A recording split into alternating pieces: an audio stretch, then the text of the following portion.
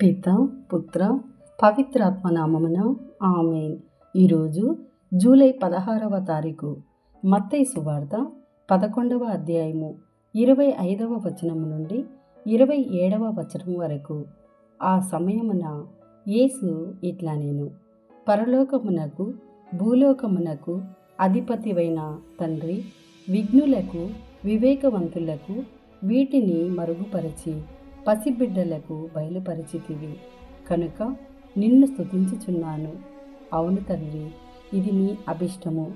నా తండ్రి నాకు సమస్తమును అప్పగించి ఉన్నాడు. తండ్రి తప్ప మరెవ్వరును కుమారుణ్ణి ఎరుగరు, కుమారుడు తప్ప మరెవ్వరును తండ్రిని ఎరుగరు.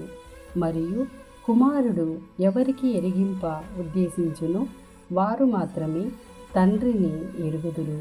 ఇది ప్రభుని వాక్కు. సర్వేశ్వరునికి వందనములు.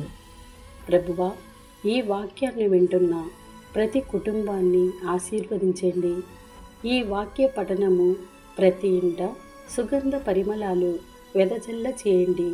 మీ వాక్య పరిచర్య చేయుచున్న ప్రతి ఒక్కరిని దర్శించండి, ఆశీర్వదించండి, ముందుకు నడిపించండి.